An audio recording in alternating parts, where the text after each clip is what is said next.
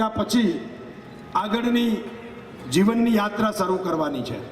એમાં ત્રણ વિચારમાં પહેલો વિચાર હતો અલ્પેશભાઈ કે આપણે રાત દિવસ મહેનત કરી, જેલ વેઠી, માર ખાતો, 14 દીકરા શહીદ થયા અને હજારો માતા બહેનોને ગાળો સાંભળવી પડી। જે કાંઈ આંદોલનમાં થયું એ થઈ ગયું, પરંતુ ત્યાર પછી એની જે વ્યવસ્થા હતી, આપણે જે અનામત મળ્યું, આપણને જે આયોગ અને નિગમ મળ્યું, એનો લાભ પાટીદાર લેવાનો ચૂકી ગયા હતા। એટલા માટે મેં AK પટેલને કીધું કે આપણે આવું એક કેન્દ્ર શરૂ કરવું છે। છાત્રાલયમાં આજે તે તમે જોઈને આવ્યા એ કેન્દ્ર આપણે શરૂ કર્યું ને હું ઈચ્છું છું કે 60,000 પાટીદારો મોરબી જિલ્લામાં રહીએ છે, એમાં એક પણ પરિવાર એવું ના હોય 60,000 પરિવારમાંથી કે એમના ઘરે અનામતનું કાર્ડ ન હોય। આવતા દિવસોમાં બહુ ઉપયોગી છે, આ મારો સંકલ્પ છે। રોજના અત્યારે 50-60 લોકો અહીંયા આવે છે ને આપણા વકીલ એવા જીતુભાઈ આપણને બહુ ઓછા પૈસામાં, સામાન્ય ખર્ચામાં નોટરી કરી દે છે અને આખી ટીમ AK પટેલ સાથે કંભો મિલાવીને ત્યાં આ કામ કરી રહી છે। એમાં ઘણી બધી યોજનાઓના લાભ મળી રહ્યા છે।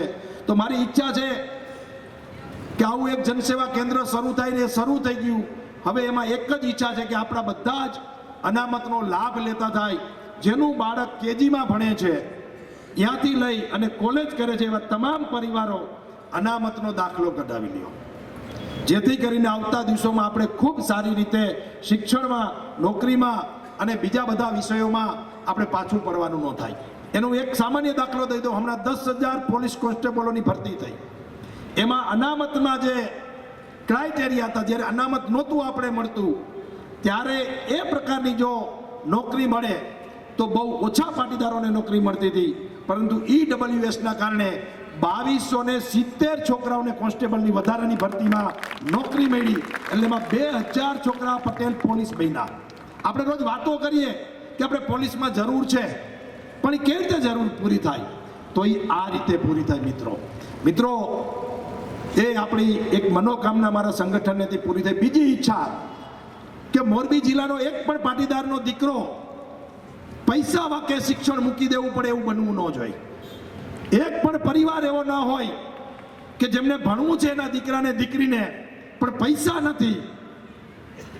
એ વાત હવે સમાજમાંથી આપણે નાબૂદ કરી છે। નંદામામાં આ ટ્રસ્ટ આપણે એટલા માટે ઊભું કરવું છે, નાનામાં નાના માણસનો એમાં ફાળો જોઈ છે।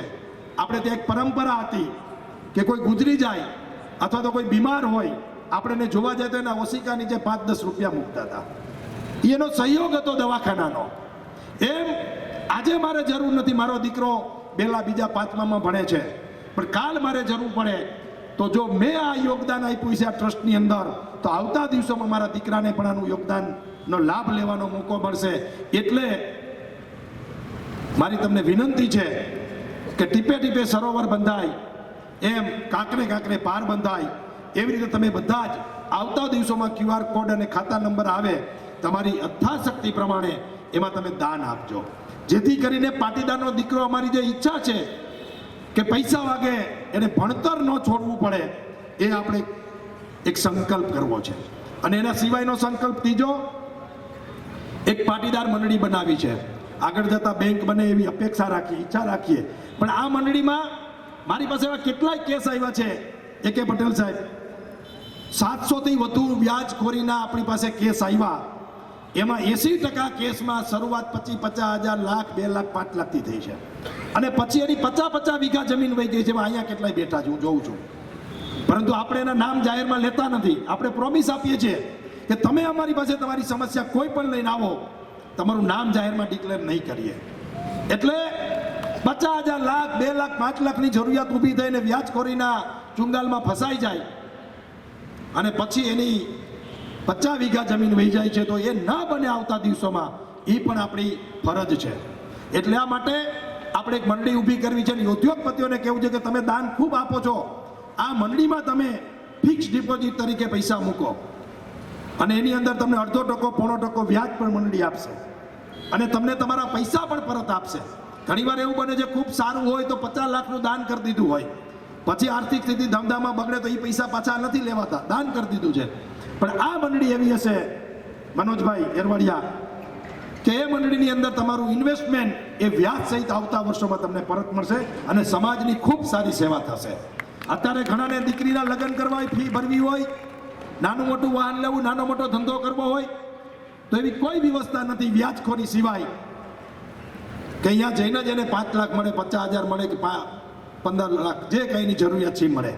પરંતુ આપણે આપણા આવતા દિવસોમાં આપણે એક મંડળી આવી સમાજની ઊભી કરવી છે અને એની અંદર સમાજના લોકોને એ લોનના રૂપમાં પૈસા મળે અને ઉદ્યોગપતિઓ એ દાનના રૂપમાં નહીં પરંતુ સહયોગના રૂપમાં પૈસા આપે અને આગામી દિવસોમાં આ સમાજ વ્યવસ્થા આપણી ચાલતી રહે. આ 3 સપના સાથે આ સંગઠન કામ કરી રહ્યું છે. માત્ર વિરોધ કરવો, દેકારો કરવો, આ કામ માત્ર સંગઠનનું નથી. આપણે એક દિવસ કીધું, મનોજભાઈ તમે સાક્ષી છો, કે આ ગરબા એ ડિસ્કો દાંડિયા છે એને બંધ કરવા જોઈએ. તો સામે આપણે છાત્રાલયમાં વિકલ્પ પણ AK પટેલને આપણે બધા આપ્યો કે ભાઈ બંધ કરો, તો એની સામે વિકલ્પ આપો.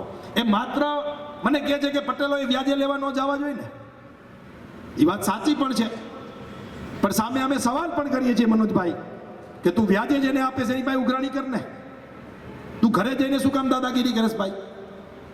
અને મિત્રો, આટલું એક વર્ષમાં 700થી વધારે છોકરાઓને, પરિવારોને વ્યાજમાંથી છોડાવ્યા પછી પણ છેલ્લા 2 દિવસની અંદર 3 ઘટના વ્યાજખોરીની બની છે.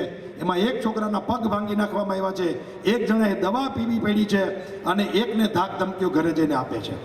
અને મોરબીના 3 પોલીસ સ્ટેશનમાં કાલ અને એની આગલી દિવસે છેલ્લા 2 દિવસમાં મારે તાલુકામાં, સિટીમાં અને B ડિવિઝનમાં PIને કહેવું પડ્યું છે કે આ હજી દાદાગીરીઓ ચાલુ છે, તમારું તંત્ર શું કરે છે, પોલીસ શું કરે છે?